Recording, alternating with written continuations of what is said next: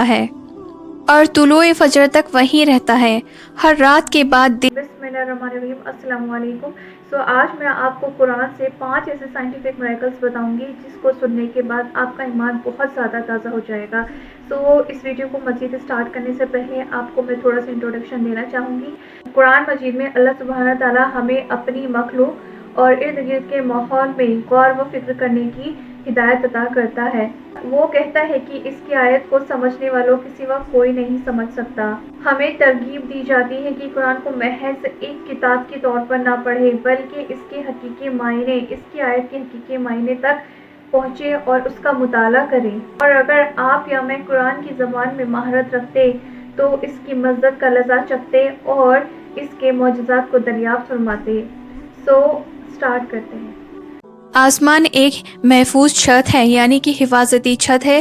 سائنسدانوں کو یہ معلوم نہیں تھا کہ 20ویں صدی میں آسمان ایک محفوظ چھت ہے۔ قرآن مجید میں اللہ سبحانہ تعالیٰ فرماتے ہیں سورہ الانبیاء میں، اور ہم نے آسمان کو محفوظ چھت بنایا لیکن وہ اس نشانیوں سے منہ پھیر رہے ہیں۔ آسمان نہ صرف دیکھنے میں خوبصورت ہے بلکہ یہ ہمارے بقا میں یعنی سروائیول میں بہت ہی اہم کردار ادا کرتا ہے۔ سورج ڈفرینٹ ویو لینتھ سے انرجی کو ریڈیٹ کرتا ہے، اور ویو لینتھ جتنی کم ہوگی ممکن ہے کہ نقصان بھی اتنا ہی زیادہ ہوگا۔ حالانکہ اس انرجی کا کچھ حصہ ہمارے پودوں میں ایز اے فوٹوسنتھسس اور انسانوں میں ایز اے وائٹامن ڈی کی پیداوار کے لیے بہت ضروری ہے۔ اللہ سبحانہ تعالیٰ نے ایک ایسا طریقہ، ایک ایسا میکانزم تیار کیا ہے جو اس بات کو یقینی بناتا ہے کہ ہارملیس ریز ہی زمین تک پہنچیں، جس طریقہ کار کو ہم کہتے ہیں اوزون لیئر۔ سائنسدانوں نے اس لیئر کو 1913 میں دریافت کیا تھا۔ اتنا ہی نہیں، ہمارے ارد گرد کا ماحول ایک خاص درجے کے ٹیمپریچر کو برقرار رکھتا ہے جو ہمارے رہنے کے لیے موزوں ہے۔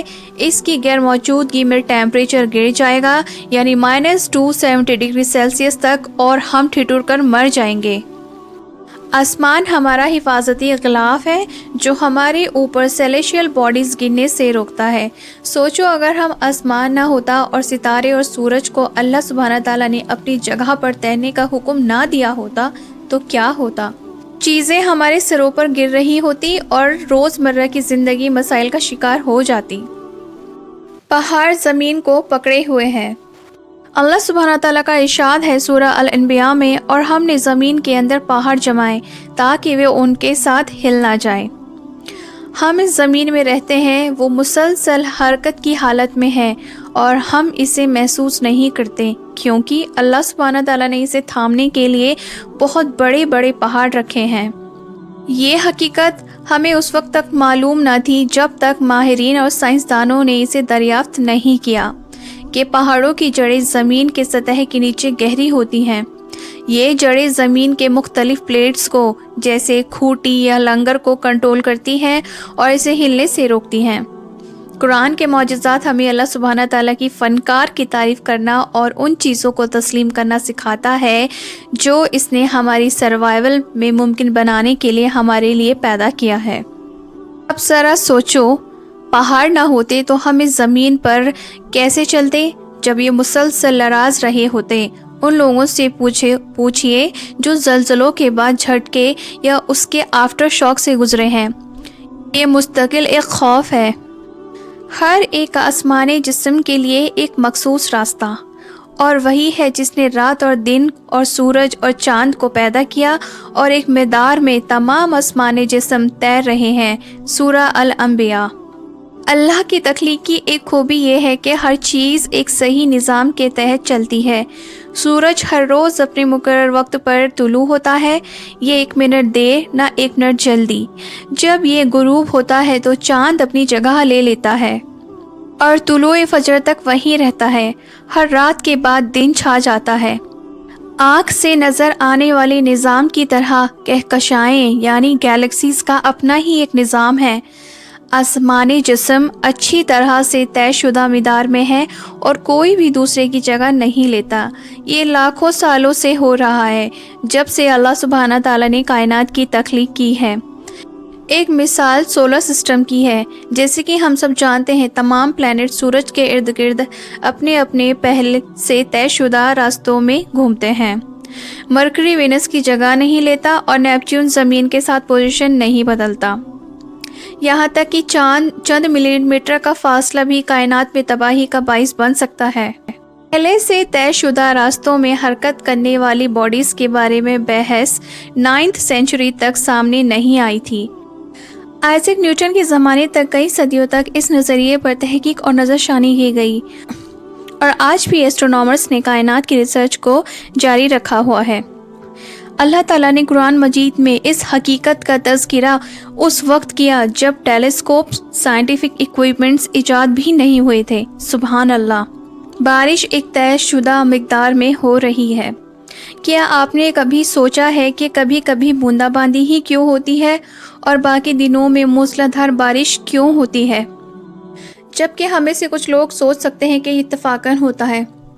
अल्लाह सुब्हाना ताला हमें सूरह अल-ज़ुख़रुफ़ में बताते हैं कि ये इसके हुक्म से होता है और वो जिसने आसमान से एक मिकदार में बारिश बरसाई और हमने इससे मुर्दा ज़मीन को ज़िंदा किया। हर सेकंड में ज़मीन से 16 मिली टन्स पानी इवेपोरेट होता है, जिसका मतलब ये है कि इतनी मिकदार को बारिश के ज़रिए तब्दील किया जाना चाहिए। अल्लाह सुब्हाना ताला पानी के चक्कर के अमल से इस तवाज़न को बरकरार रखते हैं, जिसे हम कहते हैं वाटर साइकिल। यहाँ तक कि एक मामूली फ़र्क भी एक बड़े माहौलियत यानी आदम तवाज़न का बाइस बन सकता है। अल्लाह सुब्हाना ताला न सिर्फ बारिश की मिकदार की क्वांटिटी तय करता है, बल्कि ये भी तय करता है कि किस रफ्तार से होगी, तूफ़ान और बूंदाबांदी होती है। तो रफ्तार का फ़र्क भी महसूस होता है। जो बारिश बहुत ज़्यादा होती है तो जान व माल का नुकसान लाती है, जब हल्की बूंदाबांदी होती है तो चीज़ें मुतासिर नहीं होती। इसलिए रसूलुल्लाह सल्लल्लाहु अलैहि वसल्लम ने हमें अल्लाह ताला से मुफीद बारिश मांगने की तालीम दी है। ये 16वीं सदी में था जब फ्रेंच हाइड्रोलिक इंजीनियर बर्नार्ड पैलेसी ने वाटर साइकिल की खोज की। 19वीं सदी में जर्मन फिजिसिस्ट फिलिप लेनार्ड ने बारिश की रफ्तार और बारिश की कतरे के साइज़ के दरमियान डिफरेंस पाया। रिवाइविंग दी डेड हार्ट यानी मुर्दा दिल को ज़िंदा करना। सूरह बकरा में हमें एक वाक़या मिलता है जिसमें एक आदमी को कत्ल कर दिया जाता है, लेकिन कत्ल का पता नहीं चलता। कत्ल को पहचानने के लिए अल्लाह सुब्हाना ताला गाय के एक टुकड़े से इंसान के दिल पर मारने का हुक्म देता है। बकरा में अल्लाह फरमाते हैं कि और याद करो जब तुमने एक आदमी को कत्ल कर दिया और जुर्म के बारे में आपस में झगड़ पड़े, लेकिन अल्लाह ने वो बात जाहिर कर दी जिसे तुम छिपा रहे थे, तो तुमने कहा मुर्दे को इस गाय के टुकड़े से मारो। इसी तरह अल्लाह मुर्दों को ज़िंदा करता है और तुम्हें अपनी आयत दिखाता है ताकि तुम समझो। एक बार फिर अल्लाह सुब्हाना ताला हमें अपनी नसीहत करता है कि अपने अक़ल को इसकी आयत और कुरान के मौजज़ात को समझने में इस्तेमाल करो। अगर चाहिए एक गैर मामूली वाक़या था, कत्ल की शनाख्त के मकसद ये दिल की धड़कन को दोबारा शुरू करने के लिए मसाज करने या सीने पर मारने की तरफ इशारा करता है। ये मौजूदा दौर की बेहाली से बहुत मिलता जुलता है। किसी को बेहोशी या ज़ाहरी मौत से ज़िंदा करने का एक मेडिकल प्रोसीजर। इस अमल में दिल में ताल यानी एक रिदम की कॉन्ट्रडिक्शन को यानी कि संकोचन को पैदा करने के लिए पसलियों के पिंजरे पर रुक रुक कर दोबारा दबाव डाला जाता है। और आखिर में हकीकी इल्म तो सिर्फ अल्लाह के पास है, लेकिन ज़रा सोचो अगर हम अहले अकल होते जिनके बारे में कुरान कह रहा है तो हम कितना सीखते। अगर आपको वीडियो अच्छी लगी है तो प्लीज़ इस वीडियो को मज़ीद शेयर कीजिएगा और मैं इसी तरह की वीडियोस के लिए इंशाल्लाह आपके सामने यहाँ हाजिर होती रहूँगी।